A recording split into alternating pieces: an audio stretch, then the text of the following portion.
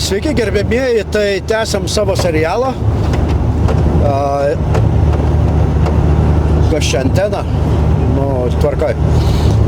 Tai situacija tokia, gal gamtinės sąlygos Ukrainoje yra tokios, kad ir vakar ir šiandien yra +1, taip, +2, 0, priklausomai nuo paros laiko. Mums labai pasisekė su oro, nei lyja, nei sninga. Atitinkamai vairuoti yra geriau, matomumas geresnis. Kelias yra štai toks. Ir jame kartas nuo karto pasitaiko kokia nors duobė. Tai nežiūrinti tai, kad važiuojam ilgas distancijas ir atrodo gan nuobodu, bet budrumo negalim prarasti, nes viena atsiradusi duobė tokia kelyje, pataikius ją galima labai greitai pereiti prie operacijos ratų pakeitimas. Tai stengiamės nepražiopsoti, stebėti kelią ir nepataikyti į duobes.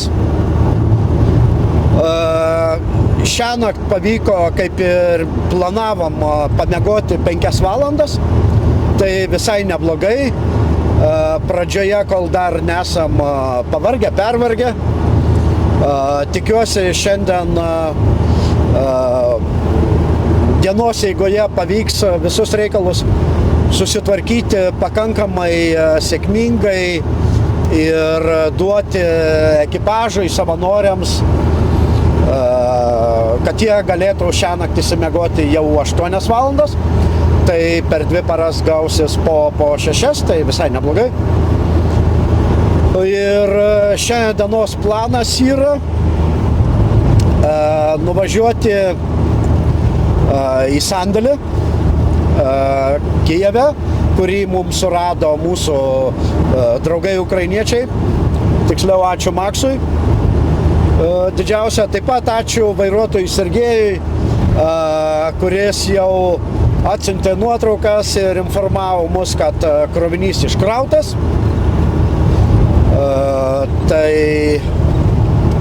Tai kol kas tiek apie iškrovimą.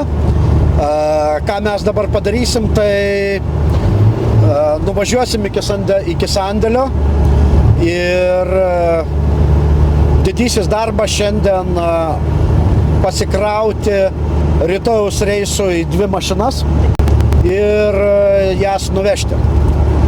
Tai yra, visų pirma, mes norim, kaip pasakyti, pristatyti į ligoninę pakankamai brangią medicininę įrangą,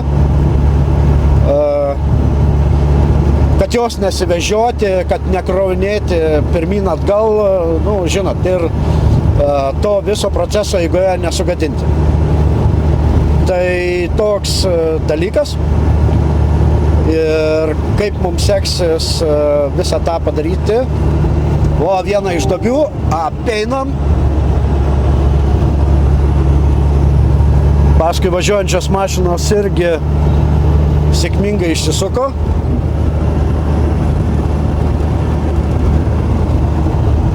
O priekyje dar viena. Tai šitaip, sandėly planuojam būti apie 5 valandą vakaro šiandien, toks planas, tai kurios stengiamės laikytis. Dar viena, painam, gerai.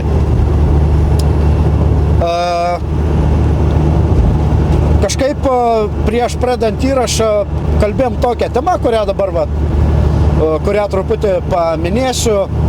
Kaip vyksta paramos rinkimas. Ar mes ją, aš nežinau, kaip daro kiti fondai, arba tiksliau, fondai daro kaip jiems patogiau, kaip geriau, visi turi savo vienokią ar kitokią sistemą. Ir ne man spręsti, kaip pasakyti, kuris variantas geresnis, bet aš gal paminėsiu 2, tai pirmas variantas. Mes surenkam paramą, kurią jūs teikiate, tiek finansinę, tiek materialinę daiktais. Ar tai būtų automobiliai, ar tai būtų kastuvai, kirviai, tepalai, generatoriai ir visi kiti dalykai. Ir tada siunčiam sąrašą. Tai aš kalbu apie variantą 1. Ir siunčiam sąrašą remiamiems daliniams, ligoninėms ir klausime, sakydami, va, mes turime tokius dalykus, ko jums reikia. Tai pirmas variantas. Ir tada vežam. Variantas B, arba antras, tai iš remiamų karinių dalinių, ligoninių, vaikų namų gauti poreikį ir tada stengtis jį atliepti. Tai šituo variantu vadovaujamės mes. Mes esam išbandę abudu, bet mums šitas atrodo logiškiausias. Ir dabar aš tiesiog, nesakau, kad jis yra teisingiausias ir vienintelis, aš tiesiog pabandysiu paaiškinti, kodėl mes darome tai, kaip darome. Mes stengiamės sužinoti ne tik tai, kad ko jums reikia dabar skubiai. Mes klausime taip, koks jūsų poreikis yra 100% šiandien. Nes jis, aišku, po mėnesio gali pasikeisti dėl artilerijos atakų, dėl tų pačių geografinio fronto judėjimo ir taip toliau. Ir tada mes stengiamės, kiek galima jį išpildyti. Ir mes apie tai informuojame savo partnerius, turiuomenį remiamus Ukrainos žmonės ir karius, sakydami taip, kad mes pasistengsime tai padaryti kiek įmanoma daugiau ir visada pabrėžiame tokį dalyką, bet nepažadam, kad įvykdysim 100%. Kodėl aš tai darau? Tarnybos kariuomenėje metu mane taip išmokino mano kolegos CIMIK darbuotojai, kariai ir civiliai. CIMIK tai yra civilių kariškių bendradarbiavimo skyrius, kurie sakydavo taip, arba man įkalė į galvą taip, kad blogiausias dalykas yra prižadėti ir nepadaryti. Nes tokiu atveju tu, jeigu prižadi, tu sukeli lūkesčius, o jeigu neįvykdai, jie tampa nepagristais lūkesčiais ir gali tapti netgi to žmogaus, kaip pasakyti, nebūtinai priešu, bet nedraugu. Kodėl mes tengiamės sužinoti 100% situaciją? Nes taip esam išgirdę tokių klausimų. Tai kai mes sudarysim sąrašą, tai jūs išsigasit ir visai pas mus neatvažiuosit. Mano atsakymas tokiais atvejais būdavo toks, kaip pavyzdys. Gerbiamas Bogdanai, jeigu mes žinosim, kokia yra situacija ir suprasim, kokia yra realybė, mums bus lengviau pasistengti ir tiem patiem žmonėm, tai yra jums, paaiškinti, kokia šiuo metu yra padėtis. Tai, grubiai tariant, štai tokia logika, kurią mes vadovaujamės ir kaip mes dirbam. Taigi mes gaunam paraiškas, prašymus ir bandom juos įgyvendinti su jūsų pagalba, jūsų dėka. Tai, grubiai tariant, iš esmės tai jūs stengiatės juos įgyvendinti, jeigu ką. Mes tarpininkai. Tai tokia situacija. Dabar apie tuos dalykus ir kaip poreikis gali pasikeisti per mėnesį.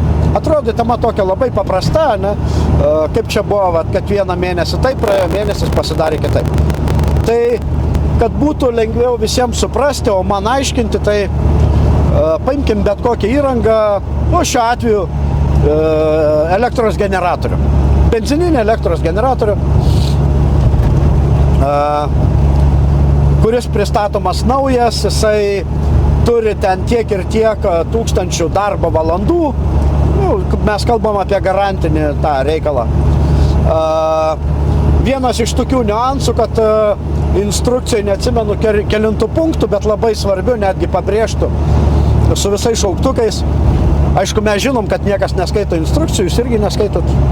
Nu, aš manau, nes aš tai niekada neskaitau instrukcijų, kai nusiperku naują televizorių arba skalbenkę. Čia nukrypau nuo temos. Tai va, pagrįžtam, generatorius. Vienas iš svarbiausių punktų yra tai, kad tepalas turi būti, visą laiką turi būti tepalo bakelyje. Ir pirmas tepalo užpilimas turi būti pakeistas, aš dabar neatsiminsiu tiksliai po kelių valandų, nu, bet kaip pavyzdys po 36 valandų, ar ten 48. Ir jeigu žmogus, kuris atsakingas už to generatoriaus darbą, nenutrūkstamą veiklą, priežiūrą, pergabenimą iš vienos vietos į kitą, kuro stebėjimą, įjungimą, išjungimą ir visą kitą, pažeis, pavadinkim taip, aptarnavimo reikalavimus arba taisyklės, tas generatorius suges anksčiau laiko, kad ir po 3 parų. Tai ką tik pakalbėjom apie vieną iš generatoriaus buvimo ir netekimo priežasčių, tai yra nekvalifikuotas aptarnavimas. Sekantis dalykas, kare aišku, kad generatorius gali sugesti dėl meteorologinių sąlygų, jeigu jis yra lauke, ant jo pastoviai sninga, lyja, šilta, šalta, karšta, dėl artilerinio apšaudimo ir nebūtinai tiesioginio pataikymo ir tokių dalykų. Na ir aišku, dėl kaip sakant, dirbo, buvo gerai prižiūrėtas per visus metus jo darbo ir teisingo aptarnavimo. Okupantų artilerija, šachedai, raketos ar ten minosvaidžiai jį nepataikė. Atsitraukinėjant iš pozicijų jį spėjo pasimti ir nepaliko, nes nebebuvo pikapė vietos, nes svarbiausias dalykas buvo išvežti žmonės. Jisai tiesiog sugenda dėl savo senaties, susidėvėjo. Tai va, tokie dalykai, kaip poreikis gali pasikeisti. Vieną dieną, sakykime, mes dabar vežam, net neatsimenu kiek, Aivos reikėtų paklausti, 11 generatorių, jeigu neklystu, įvairiausių galingumo. Tai jie visi 11 labai puikiai gali gaminti kariams, ligonėms ir visiems kitiems, kas juos naudos elektrą pusę metų, metus, arba mėnesį, arba savaitę. Tokia štai situacija. Tai nepaisant to, kad su visos Lietuvos žmonių per visus fondus pagalba, tas pats Jakelaitis, visi puikiai žinot, kad su savo fondo veži generatorių šimtais. Taigi nepaisant to, kad nuo karo pradžios jau greitai bus 3 metai, Lietuvos žmonės ir institucijos perdavė 1000 generatorių, jie genda, o kai kurie vis dar dirba. Tai va taip ir taip panagrinėjom tik tai vieną daiktą. Galim pakalbėti apie tokį paprastą dalyką, kaip čia gaunasi, kad mes nuo pradžios jau nežinau kiek, ten grubiai tariant 100 kastuvų išvežėm. Neštuvių tai žinau, kad daugiau negu 400. Aš kalbu apie sulankstomus karinius neštuvus. Tų tai tikrai daugiau negu 400. Aš manau, kad bus arti 500, nekalbant apie medžiaginius. Tai va, kaip tokia įranga ir tokie dalykai dingsta ir kodėl nuolatinis poreikis reikalingas, į tokias priedangos, kurios gali įrangą ir priemonės apsaugoti nuo šachedų, minosvaidžių, artilerinio apšaudimo ir kitų dalykų. Faktas, kad juos reikia sugabenti į kažkokias priedangas, iškastas žemines, rusius ir visa kita. Bet tenai jie taip pat neguminiai, erdvė yra ribota ir tiek kariai, tiek civiliai tenai sugabena tik tai pačią brangiausią ir pačią svarbiausią įrangą. Ir tokie dalykai atrodo kaip ir, nebrangus, didelės priežiūros nereikalaujantis. Paimkim gerą šiuolaikinį Fiskars kastuvą, teisingai, kuris kasa beveik pats, lyginant su sovietiniu kastuvu, kurio kaina yra, nenoriu aš čia dabar primeluoti, tikriausiai nuo modelio ir formos ir dydžio bus nuo 20 iki 50 eurų. Jisai nepapuls į tą prioritetinių daiktų sąrašą, kurį kariai pasims su savimi į priedangą. Jis greičiausiai bus kažkur atremtas į apkaso šoną, įsmeigtas į žemę ir ką tik papuolė ne į baisę, bet tokią biškį dabytę. Jis bus paliktas lauke ir su artimu artilerijos arba minosvaidžių šūviu, po artilerinio apšaudimo išlindus jau į lauką, paaiškės, kad kastuvo nebėra. Tai štai tokie paprasti dalykai, kurių karo pradžioje aš galvojau, kad nereikia aiškinti, bet kuo daugiau aš bendrauju su žmonėm, tuo daugiau suprantu, kad kuo mes daugiau apie tai kalbėsime, tuo daugiau žmonių apie tai išgirs ir tuo lengviau bus jums apsispręsti, paramą teikti ar ne, ir mums bus lengviau ją surinkti ir nugabenti. Ir ačiū, kad mus stebite. Komentuokite.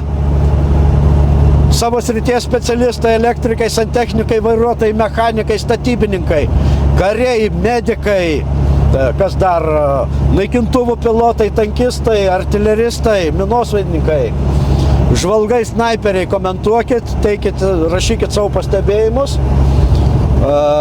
barkite mumis, būkite mūsų mokytojais. Ačiū. Iki kitų kartų. Manęs nebarkit.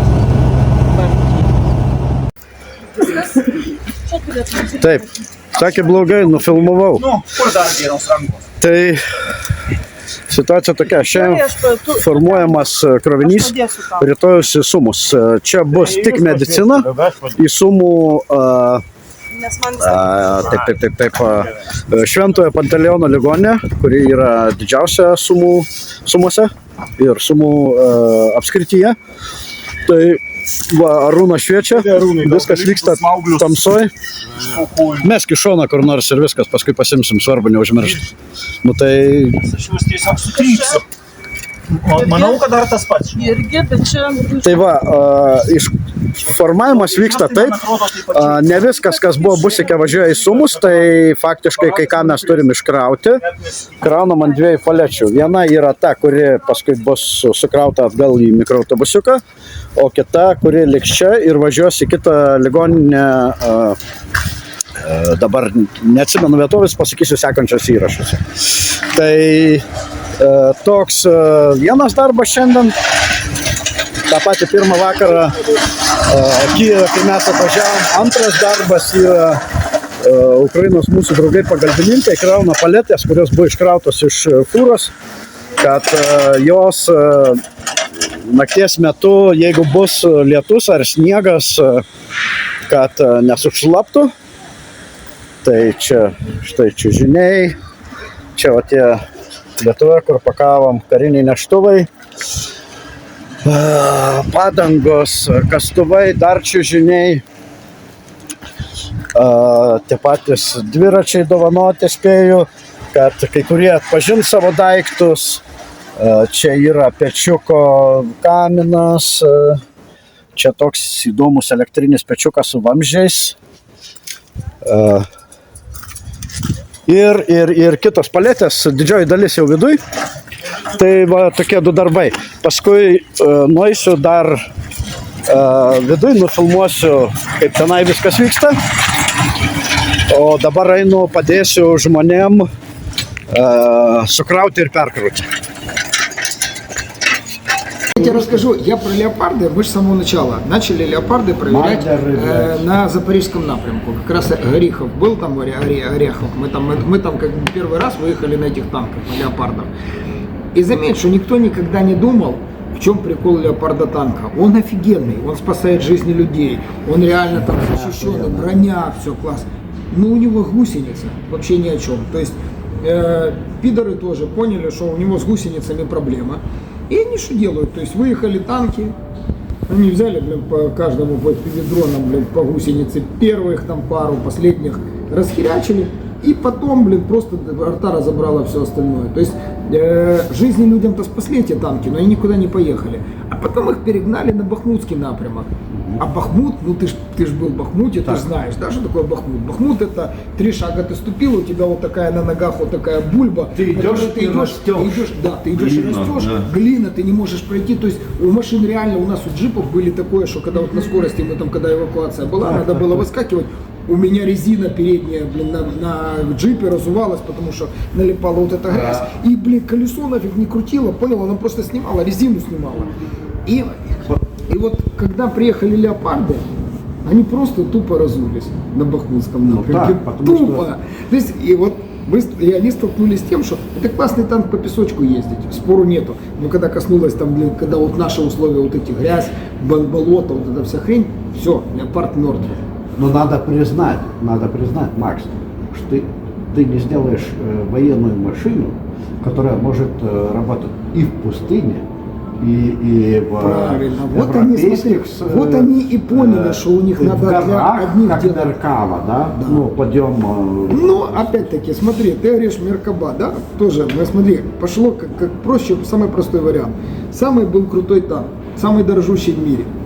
До этого момента, там, до прошлого года, да, никто его никогда в жизни там не подбивал, это считался самый там защищенный танк.